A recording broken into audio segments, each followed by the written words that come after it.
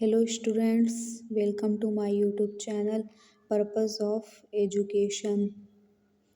तो स्टूडेंट्स, मैंने कक्षा 10 सामाजिक विज्ञान का मॉडल पेपर ली हूँ जो आपका बोर्ड द्वारा मॉडल पेपर जारी किया जाता है। प्रिपरेशन में हेल्प करने के लिए बोर्ड एग्जाम द्वारा मॉडल पेपर जारी किया जाता है। तो आप जो इस सत्र जो पेपर देंगे आप जो 11 मार्च को सामाजिक विज्ञान के पेपर देंगे उसी एग्ज़ाम में हेल्प के लिए द्वारा मॉडल पेपर जारी किया जाता है। तो ये इसी 11 मार्च को जो आपका सामाजिक विज्ञान का पेपर है उसी एग्ज़ाम में हेल्प के लिए आपको यही सामाजिक विज्ञान का मॉडल पेपर उत्तर प्रदेश माध्यमिक शिक्षा यूपीएमएसपी द्वारा मॉडल पेपर जारी किया गया। तो 30 नंबर आपका प्रैक्टिकल का, 70 नंबर आपका यही इस पेपर का मिलता है। कुल मिला के 100 नंबर का आपका होता है। समय आपको 3 घंटे 15 मिनट का दिया जाएगा। सामान्य निर्देश आपको दिया है, जैसे पहला दिया है सभी प्रश्न अनिवार्य हैं। दूसरा दिया है प्रारंभ के 15 मिनट परीक्षार्थियों को प्रश्न पत्र पढ़ने के लिए निर्धारित हैं। तो 15 मिनट आपको पढ़ लेनी चाहिए। पेपर पढ़ने से ये होता है कि आपको शुरू से अंत तक आपको पढ़ने को बोल देता है। 15 मिनट आपको शुरू से अंत तक पेपर पढ़ने के लिए इसलिए बोलता है कि 15 मिनट पेपर पढ़ना है कि बहुत सारे क्वेश्चंस होते हैं, उनमें से जो क्वेश्चन आपको बहुत अच्छे तरीके से आता होगा, एकदम क्लियर आता होगा, तो एग्ज़ाम जो पेपर बनाते हैं वो सोचते हैं बच्चे को जो सबसे क्वेश्चन जो सबसे अच्छे तरीके से आए वो वाला क्वेश्चन पहले करें। तो पहले अगर आप शुरू से अंत तक पूरा पढ़ लेंगे तो आपको पता चल जाएगा ना कि इनमें से कितने क्वेश्चंस हमको आ रहे हैं, कितने क्वेश्चंस नहीं आ रहे हैं। जो क्वेश्चन एकदम सही से आ रहे हैं उनको आपको पहले करना शुरू कर देना चाहिए। ये नहीं कि पहला क्वेश्चन दिया तो पहला करें, भले आ रहे हैं नहीं। जो आपको पहले खूब अच्छे तरीके से जिस प्रश्न का उत्तर आ रहा हो तो आप अगर पहले पूरा पढ़ लेंगे तभी ना आपको पता चलेगा कि हमको कौन सा प्रश्न का उत्तर सबसे अच्छे से आ रहा है। इसी वजह से 15 मिनट पढ़ने के लिए कहा जाता है। फिर जो आपको सबसे अच्छे से आए उस प्रश्न को पहले पेज से लिखना शुरू कर दें। मतलब कहा जाता है ना, first impression is the last impression. तो पहला पेज अगर आप सुंदर से अच्छे से लिखेंगे तो एग्जामिनर सोचेगा कि मतलब हाँ कुछ नॉलेज है इसके अंदर, तभी आपका कॉपी वो अच्छे से ध्यान से चेक करेगा। जब पहले ही आप गड़बड़ कर दोगे तो आपका इंप्रेशन पहले ही ख़राब हो जाएगा। तो पहले आपको ऐसा क्वेश्चन करना चाहिए जो आपको एकदम अच्छे तरीके से आ रहा हो। पहला पेज अच्छे से एकदम राइटिंग बना के आपको दिया है। यह प्रश्न पत्र 2 खंडों अ एवं ब में विभाजित है। खंड अ में 20 अंक के बहुविकल्पीय प्रश्न हैं जिनका उत्तर OMR शीट पर दिया जाना है। तो आपका ये जो प्रश्न पत्र है सामाजिक विज्ञान का 2 खंड में अ और ब में विभाजित है। खंड अ में आपका बहुविकल्पीय प्रश्न है, 20 अंक के बहुविकल्पीय प्रश्न हैं। 20 प्रश्न है, प्रत्येक प्रश्न 1 अंक का आपका है, जिनके सही उत्तर को आपको OMR शीट पर लिखना है। मतलब जो जो प्रश्न पूछा है उनमें से जो ऑप्शन आपको सही लगे OMR शीट पे उन्हीं चारों में से जो ऑप्शन सही रहे उसी को गोला आपको भरना है, लाल या नीले बॉल पॉइंट पेन से। OMR शीट पर उत्तर अंकित किए जाने के पश्चात उसे काटे नहीं तथा इरेजर एवं व्हाइटनर आदि का प्रयोग न करें।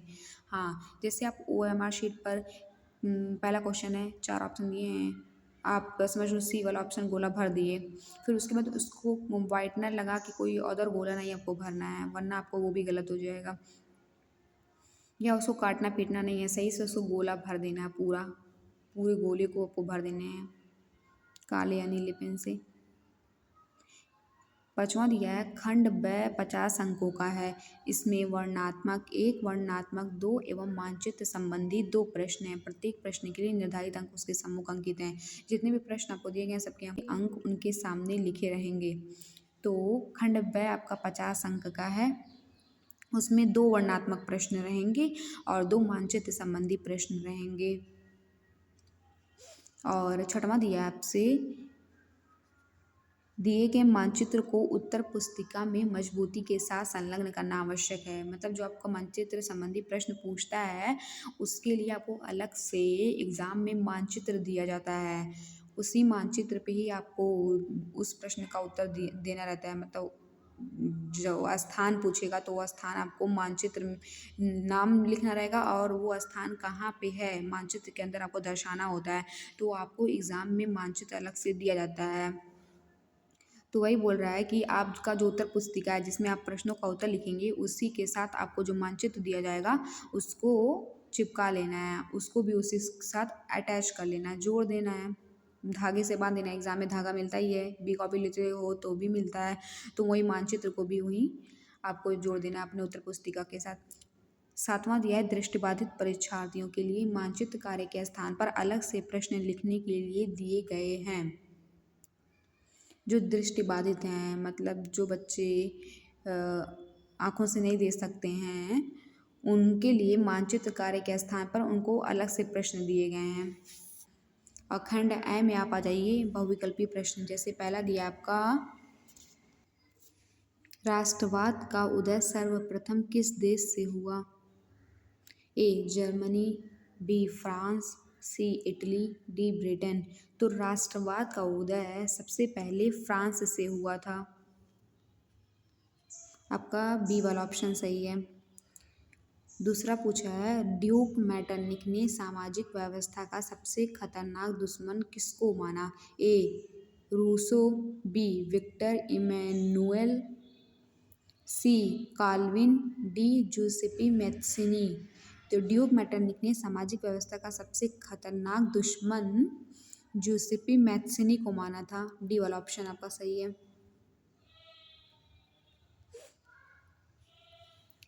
तीसरा दिया है सूती कपड़ा मिल की रूपरेखा किसने रखी? A John Wright, B Richard Arkwright, C Andrew Carnegie, D James Watt. तो सूती कपड़ा मिल की जो रूपरेखा है वो रिचर्ड आर्कराइट ने रखी थी, इंग्लैंड के थे। चौथा आपसे पूछा है 1928 से 1934 के बीच भारत में गेहूं की कीमत 50% तक गिर गई, इसका कारण था अंतर्राष्ट्रीय बाजार में ए कीमतों का गिरना, बी कीमतों का बढ़ना, सी कीमतों का स्थिर रहना, डी उपरोक्त में से कोई नहीं। तो 1928 से 1934 इन 6 साल के बीच में भारत में जो गेहूं की कीमत थी 50% तक गिर गई थी इन 6 सालों के अंदर। तो इसका कारण क्या था? अंतर्राष्ट्रीय बाजार में। ए वाला ऑप्शन आपका सही है। अब आते हैं आपके नेक्स्ट पेज पे। क्वेश्चन नंबर 5 दिया है 1448 ईस्वी में गुटेनबर्ग ने कौन सी पहली पुस्तक छापी? A Jane Eyre, B Ramona, C Heart Katy Did, D Bible. तो 1448 ईस्वी में गुटेनबर्ग ने पहली पुस्तक बाइबिल छापी थी। छठवां आपसे पूछा है बेल्जियम में सामुदायिक सरकार का चुनाव कौन करता है? ए एक ही भाषा बोलने वाले लोग, बी सभी भाषाओं को बोलने वाले लोग, सी केवल जर्मन भाषा बोलने वाले लोग, डी उपरोक्त सभी। तो बेल्जियम में सामुदायिक सरकार का जो चुनाव है वो एक ही भाषा बोलने वाले लोग करते हैं। ए वाला ऑप्शन आपका सही है। सातवां आपसे पूछा है निम्नलिखित में कौन सा लक्षण संघीय सरकार से संबंधित नहीं है? ए कठोर एवं लिखित संविधान, बी शक्तियों का केंद्रीयकरण, सी संघ एवं राज्यों के मध्य शक्तियों का विभाजन, डी सर्वोच्च न्यायालय। तो इन चारों में से जो आपका बी दिया है शक्तियों का केंद्रीकरण, ये जो है संघीय सरकार से संबंधित नहीं है। और आपसे पूछ रहा है नेक्स्ट क्वेश्चन 8वां निम्नलिखित में से लैंगिक असमानता को बढ़ावा देने का कारण नहीं है? ए श्रम का लैंगिक विभाजन, बी जैविक बनावट, सी समाज का पितृ प्रधान होना, डी महिलाओं में साक्षरता दर की कमी। तो इन चारों में से लैंगिक असमानता को बढ़ावा देने का कारण नहीं है। तो जैविक बनावट आपकी जो है जो जैविक बनावट होती है पुरुषों को और महिलाओं की जैविक बनावट जो होती है वो लैंगिक असमानता को बढ़ावा नहीं देता है, वो उनका प्राकृतिक होता है।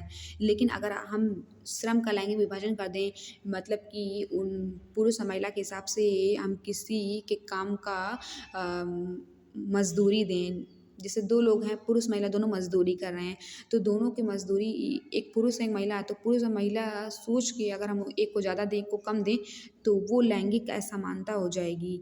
समाज का पितृ प्रधान कर देंगे तो भी असमानता हो जाएगी। महिलाओं में साक्षरता दर की कमी रहेगी तो भी असमानता बनी रहेगी, पुरुष ज़्यादा शिक्षित रहेंगे। लेकिन अगर अगर महिलाओं में साक्षरता दर बढ़े, लैंगिक विभाजन ना हो, समाज का पितृ प्रधान ना हो, तो लैंगिक समानता बनी रहेगी। लेकिन इसमें पूछा है असमानता को बढ़ावा देने का कारण जैविक बनावट नहीं है, क्योंकि वो नेचुरल है, प्राकृतिक है।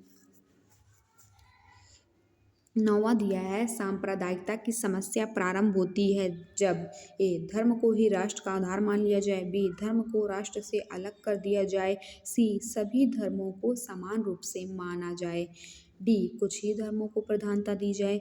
तो सांप्रदायिकता की समस्या तब होती है जब धर्म को ही राष्ट्र का आधार मान लिया जाता है, अर्थात धर्म के हिसाब से देश को चलाने का प्रयत्न किया जाता है। मतलब धर्म और जाति के आधार पर जो जनता की आम हित है उसको नज़रअंदाज कर दिया जाता है, और धर्म जाति के हिसाब से देश को चलाई जाएगी, तो वहाँ पे सांप्रदायिकता की समस्या आएगी ही। तो 10वां आपसे पूछा है निम्नलिखित में कौन सा संघ सूची का विषय नहीं है, ए प्रतिरक्षा, बी मुद्रा, सी शिक्षा, डी विदेशी मामले। तो जो सी दिया है शिक्षा, ये संघ सूची का विषय नहीं है, ये आपका राज्य सूची का विषय है। सूची 3 प्रकार की होती है, संघ सूची, राज्य सूची, समवर्ती सूची। तो ये आपका राज्य सूची के अंतर्गत आती है शिक्षा। 11वां दिया है निम्नलिखित में से पंजाब में भूमि संकुचन का मुख्य कारण क्या है, ए गहन खेती, बी अधिक सिंचाई, सी वनोन्मूलन, डी अति पशुचारण। तो पंजाब में भूमि संकुचन मतलब भूमि का निम्नीकरण करना, उसका मुख्य कारण है अधिक सिंचाई। जब हम लोग अधिक सिंचाई करेंगे तो भूमि की जो लवणता होगी और क्षारीयता होगी वो बढ़ जाएगी, जिससे कारण भूमि की उर्वरक क्षमता जो होगी वो कम हो जाएगी और भूमि क्या होगा, अनुपजाऊ हो जाएगी। तो आपका बी वाला ऑप्शन सही है। 12वां दिया है निम्नलिखित को सुमेलित करते हुए सही विकल्प का चयन कीजिए। ये आपका मतलब मिलान है, घ का 1 2 3 4 से मिलान करना। जैसे भाखड़ा नांगल, ये आपका भाखड़ा नांगल बांध जो है आपका सतलुज नदी पे है। क का तीसरा हो जाएगा। और जो ख दिया है हीरा कुंड, हीरा कुंड जो है आपका महानदी पे है। और सरदार सरोवर जो है वो आपका नर्मदा नदी पे है, सरदार सरोवर बांध। टिहरी आपकी भागीरथी। तो उसे देख लीजिए, आपका ABCD जो ऑप्शन दिया उसमें से सी ऑप्शन आपका सही है। क का तीसरा भाखड़ा नाकलंबा सतलुज नदी, ख का चौथा है हीराकुंड महानदी, और ग का पहला है सरदार सरोवर नर्मदा, घ आपका टिहरी जो है आपका भागीरथी। तो आपका सी वाला ऑप्शन सही है। अब आ जाइए आपके नेक्स्ट पेज पे। क्वेश्चन नंबर 13 पूछा है निम्नलिखित में से प्राथमिक क्षेत्र का क्रियाकलाप नहीं है, पकड़ना, ख कृषि, ग गुड़ बनाना, घ डेयरी। आपके जो क्रियाकलाप होते हैं वो अर्थव्यवस्था के अंतर्गत आते हैं। अर्थव्यवस्था के 3 क्षेत्र होते हैं, एक प्राथमिक क्षेत्र, एक द्वितीयक क्षेत्र और एक तृतीयक क्षेत्र। तो प्राथमिक क्षेत्र जिसको कच्चा माल कहते हैं, जैसे मछली पकड़ना हो गया, कृषि हो गया, डेयरी, ये सब आपका प्राथमिक क्षेत्र के अंतर्गत आते हैं। लेकिन जो आपका गुड़ बनाना है ये आपका द्वितीयक क्षेत्र के अंतर्गत आता है। द्वितीयक क्षेत्र में वस्तुओं का निर्माण होता है, तो गुड़ पहले हम लोग गन्ना लाते हैं, फिर उसके बाद गुड़ बनाते हैं ना। तो गन्ना आपका प्राथमिक क्षेत्र के अंतर्गत आता है, लेकिन गुड़ बनाना आपका द्वितीयक क्षेत्र के अंतर्गत आता है। और तृतीयक क्षेत्र में सेवाएं दी जाती हैं, मतलब कि उसको बाज़ारों में बेचा जाता है। तो जो प्राथमिक क्षेत्र का क्रियाकलाप नहीं है वो गुड़ बनाना है, इसमें आपका केवल ग हो जाएगा। यहाँ जो पहला ऑप्शन दिया कै दिया ना वो गलत है, ग आप कर लीजिएगा, क्योंकि और सब ऑप्शन तो और गलत हैं। ये ग कै के जगह पे आप ग कर लीजिएगा। 14वां आपसे पूछा है सार्वजनिक एवं निजी क्षेत्र को किस आधार पर वर्गीकृत किया जाता है, ए रोजगार, बी आर्थिक क्रिया, सी उद्यम का स्वामित्व, डी श्रमिकों की संख्या। 2 क्षेत्र हैं जैसे सार्वजनिक क्षेत्र और निजी क्षेत्र, इनको कैसे बताया जाता है कि ये सार्वजनिक क्षेत्र के अंतर्गत आता है, ये निजी क्षेत्र के अंतर्गत। तो ये जो है आपका उद्यम के स्वामित्व पर निर्भर करता है। उद्यम का स्वामित्व अर्थात सार्वजनिक क्षेत्र जो होता है, सार्वजनिक क्षेत्र में जो उद्यम का स्वामित्व होता है मतलब मालिकाना हक होता है वो सरकार का के पास होता है। लेकिन जो निजी क्षेत्र होते हैं उसमें निजी व्यक्तियों या कंपनियों के पास उनका मालिकाना हक होता है। तो उद्यम के स्वामित्व पर निर्भर करता है कि सार्वजनिक और निजी क्षेत्र को इसी आधार पर बांटा गया है कि उसका मालिकाना हक किस पे है। तो सार्वजनिक के सरकार होती है और निजी क्षेत्र का निजी व्यक्ति या कंपनियां होती हैं। 15वां आपसे पूछा है भूक्षरण से क्या तात्पर्य है। ए भूमि का अनुपजाऊ होना, बी भूमि का दलदली होना, सी भूमि का उपजाऊ होना, डी भूमि का योजनाबद्ध उपयोग। भूक्षरण, भू का क्षरण होना, भू मतलब पृथ्वी, क्षरण मतलब हानि होना, पृथ्वी का हानि होना मतलब भूमि क्षरण का अर्थ होता है भूमि की ऊपरी परत काट जाना। और जब भूमि की ऊपरी परत हट जाएगी तो भूमि अनुपजाऊ हो जाएगी क्योंकि ऊपरी परत ही उपजाऊ होती है भूमि की। तो भू क्षरण होगा, भूमि की ऊपरी परत हट जाएगी, भूमि अनुपजाऊ हो जाएगी। तो पहला वाला ऑप्शन दिया है भूमि का अनुपजाऊ होना। 16वां क्वेश्चन पूछा है इनमें से कौन सा संरक्षण का तरीका समुदाय की सीधी भागीदारी नहीं करता। ए संयुक्त वन प्रबंधन, बी बीज बचाओ आंदोलन, सी चिपको आंदोलन, डी वन्य जीव पशु विहार का परिसीमन। तो ये चारों में से ये चारों संरक्षण का ही तरीका है, लेकिन इस चारों में से कौन सा संरक्षण का तरीका समुदाय की सीधी भागीदारी नहीं करता है। तो जो ये वन्य जीव पशु विहार का परिसीमन है ये समुदायों की सीधी भागीदारी नहीं करता है। नेक्स्ट क्वेश्चन 17 नंबर निम्नलिखित में से कौन सा व्यापार अवरोधकों का लक्षण नहीं है। ए सरकार विदेश व्यापार को नियंत्रित करने के लिए व्यापार अवरोधकों का प्रयोग कर सकती है। बी सरकार यह निर्णय ले सकती है कि देश में किस प्रकार की वस्तुएं कितनी मात्रा में आयातित होनी चाहिए। सी विश्व व्यापार संगठन व्यापार अवरोधकों को बढ़ावा देता है।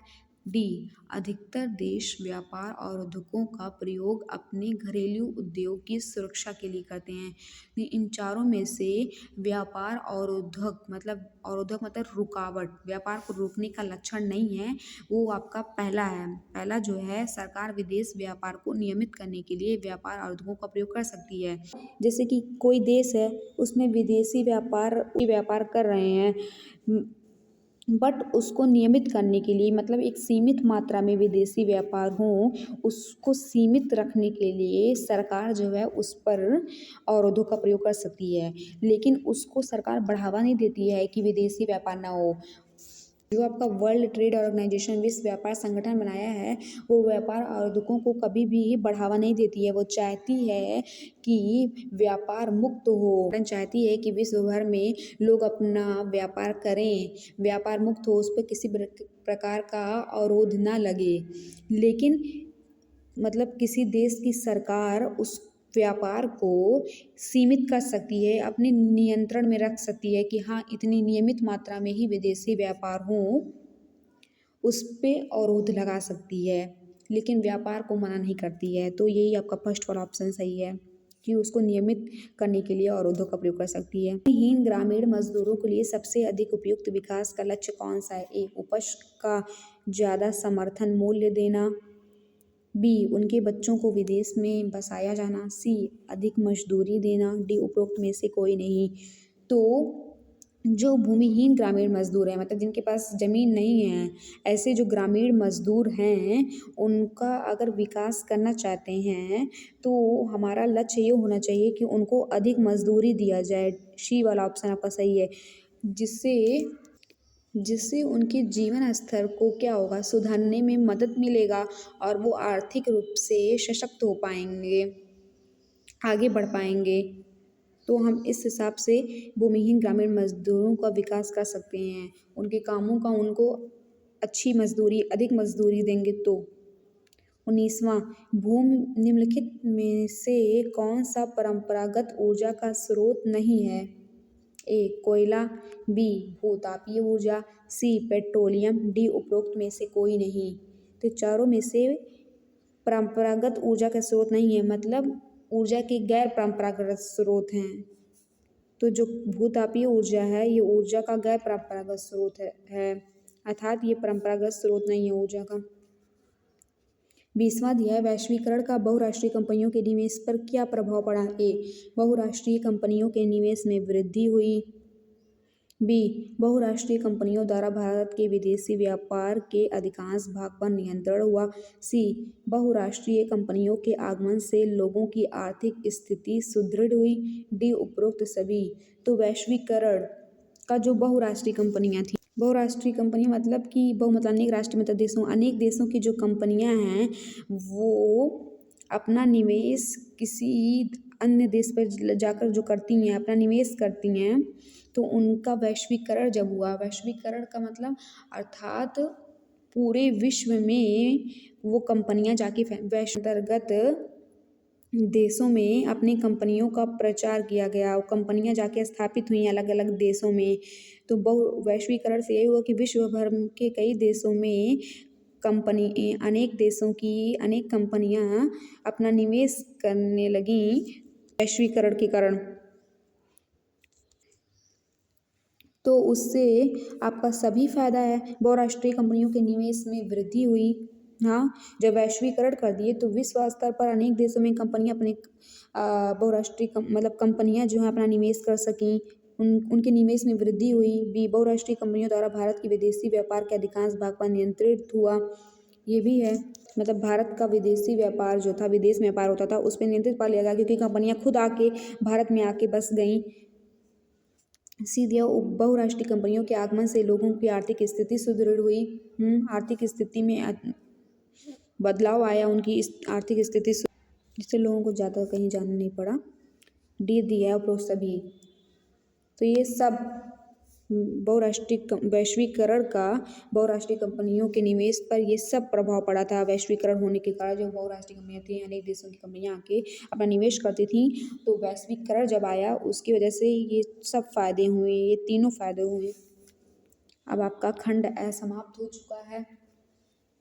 अब आ जाते हैं आपके खंड ब पे। तो आपका खंड ब 50 अंक का है। उसमें वर्णनात्मक एक पहला दिया है, 2 वर्णनात्मक रहेंगे, तो वर्णनात्मक एक अभी हम लोग जा रहे हैं पढ़ने। इस प्रश्न के उत्तर आपको लगभग 80 शब्दों में देने हैं पहले वर्णनात्मक प्रश्नों के। जैसे पहला दिया है, प्रथम विश्व युद्ध के पश्चात होने वाली महामंदी के 2 कारण लिखिए। तो प्रत्येक कारण के आपके 2 अंक मिलेंगे। 2 कारण लिखना है मतलब 4 अंक हमको मिलेंगे। अब आते हैं आपके नेक्स्ट पेज पे, या 8वां में दिया है। प्रत्येक प्रश्न जो आपको पूछा है, ऐसा नहीं कि एक प्रश्न पूछा उसी का उत्तर कर देना। आपको 2 ऑप्शन दिए रहेंगे, 2 विकल्प दिए जाएंगे आपको। 2 विकल्प अर्थात 2 प्रश्न आपको दिए जाएंगे, दोनों में से किसी एक को आपको करना रहेगा। जैसे दिया है 1928-1934 के मध्य होने वाली महामंदी का भारतीय अर्थव्यवस्था पर पड़ने वाले 2 प्रभावों की व्याख्या कीजिए। तो एक प्रभाव 2 अंक का, 2 प्रभाव 4 अंक आपको मिल जाएंगे। दूसरा प्रश्न दिया है, सत्ता की साझेदारी लोकतंत्र की आत्मा है, इस कथन की कारण सहित पुष्टि कीजिए। ये जो कहा गया है, ये कथन किसी ने कहा है कि सत्ता की साझेदारी जो है, अगर हम सत्ता की साझेदारी कर लें तो एक लोकतंत्र की आत्मा है। जो कोई लोकतांत्रिक देश है वो उसकी आत्मा है, मतलब आत्मा रहेगी तभी न जिंदा रहता कोई इंसान। तो ऐसे ही लोकतंत्र की आत्मा है कि मतलब इस सत्ता की साझेदारी, लोकतंत्र के लिए सत्ता की साझेदारी होनी बहुत आवश्यक है।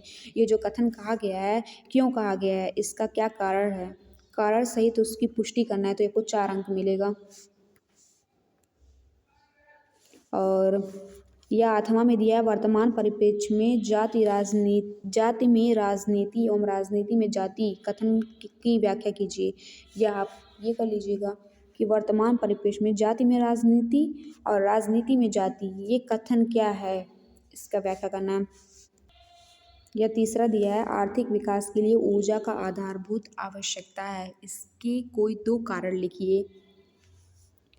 तो ये 4 अंक है, 2 कारण 4 अंक का, 1 कारण 2 नंबर का। यह 8वां में आपसे दिया है, परिवहन तथा संचार के साधन किसी भी देश की जीवन रेखा क्यों माने जाते हैं, 2 कारण लिखिए। 2 कारण, प्रत्येक कारण 2 नंबर का, कुल मिला के 4 दिया है। बहुराष्ट्रीय कंपनियां अपने उत्पाद की उत्पादन लागत कम बनाए रखने के लिए किस प्रकार का प्रबंधन करती हैं, किन्हीं 2 का उल्लेख कीजिए। 8वां में पूछा आपसे, अच्छे बाजार के किन्हीं 2 लक्षणों का उल्लेख कीजिए। तो जो आप आए, तो आपका वर्णनात्मक प्रश्न जो 2 वर्णनात्मक आप करेंगे, पहला वर्णनात्मक जो आपको पूछा है उसके उत्तर को आपको 80 शब्द में लिखने थे और उसमें 4 प्रश्न आपके पूछे गए थे और चारों में आपके 2 विकल्प दिए गए थे, मतलब 2 में से कोई एक करना था और प्रत्येक प्रश्न आपका 4 अंक का था और सब में 2-2 कारण पूछ रहा था, प्रत्येक कारण 2 नंबर का था। तो ये सब आपकी किताब से पूछा गया है। आप किताब पढ़े होंगे, पाठों को पढ़े होंगे तो आपको लिखवाया गया होगा प्रश्न, आपकी किताब में ही होगा ये प्रश्न, इनके उत्तर, तो आप आंसर कर ले जाएंगे। अभी भी टाइम है, 11 मार्च को पेपर, अगर नहीं पढ़े हैं आप लोग तो भी आप लोग पढ़ लीजिए। वर्णनात्मक 2 उत्तर लगभग 150 शब्दों में दीजिए। पहला वर्णनात्मक प्रश्न जो था उसके उत्तर आपको 80 शब्दों में देने थे और दूसरा वर्णनात्मक जो दिया है इसके उत्तर आपको 150 शब्दों में देने हैं। प्रश्न उसमें भी 4 थे, इसमें भी प्रश्न 4 रहेंगे, 2 प्रश्न दिए रहेंगे, 2 विकल्प आपके पास रहेगा, दोनों में से किसी एक को करना रहेगा। तो सेम मतलब तरीका सेम उसी तरीके से है, बस उसमें 80 शब्दों में लिखना था, इसमें आपको 150 शब्दों में लिखना है। जैसे आपसे पूछा है प्रश्न 5वां, महात्मा गांधी ने असहयोग आंदोलन कहाँ चलाया, किन्हीं 2 कारणों को लिखिए, इसे उन्होंने स्थगित क्यों कर दिया। तो उन्होंने असहयोग आंदोलन क्यों चलाया, इसके कारण अगर आप लिखोगे तो 2 नंबर मिलेगा, कारण के 2 नंबर और इन्होंने इसको स्थगित क्यों कर दिया इसके 2 नंबर आपको मिलेंगे। 8वां में आपसे पूछा है सत्याग्रह का क्या अर्थ है, महात्मा गांधी द्वारा चलाए जाने वाले किन्हीं 2 सत्याग्रह आंदोलनों का उल्लेख कीजिए।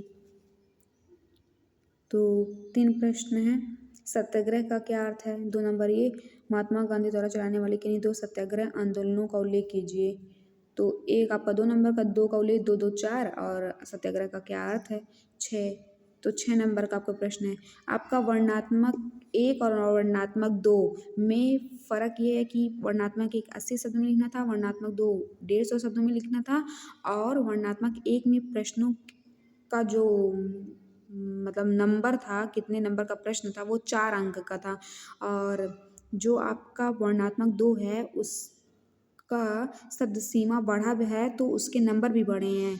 इसमें 150 शब्दों में लिखना है और इसके प्रत्येक प्रश्न का उत्तर आप लिखने को आपको 6 मार्क्स मिलेंगे। उसमें 4 मिलते थे, इसमें 6 मार्क्स मिलेंगे। पूछा है लोकतंत्र में राजनीतिक दलों की आवश्यकता क्यों पड़ती है, किन्हीं 4 कार्यों का उल्लेख कीजिए। तो आवश्यकता क्यों पड़ती है राजनीतिक दलों की, राजनीतिक समूह की एक लोकतांत्रिक देश में, उसके लिए आपको 2 नंबर, उनके 4 कार्य क्या होते हैं राजनीतिक दलों की, उनका एक नंबर 6 नंबर। या आप ऐसे लिख सकते हैं लोकतंत्र उत्तरदायी पारदर्शी एवं वैध शासन की व्यवस्था देता है, इस कथन की व्याख्या कीजिए। मतलब उत्तरदायी पारदर्शी और वैध शासन तीनों के बारे में लिखना है 2 2 नंबर। 7वां दिया है मृदा अपरदन का क्या अर्थ है, मृदा अपरदन का भूमि पर पड़ने वाले 2 प्रभावों का वर्णन कीजिए। तो ये 6 नंबर मृदा अपरदन का क्या अर्थ है, 2 नंबर मृदा अपरदन पर पड़ने वाले प्रभाव, 2 प्रभाव लिखना, प्रत्येक प्रभाव 2 नंबर। या आपका 8वां में पूछा है भारत में पाए जाने वाले मोटे अनाजों का उल्लेख कीजिए, इनकी पैदावार बढ़ाने के लिए क्या उपाय किए जा सकते हैं, किन्हीं 2 का उल्लेख कीजिए।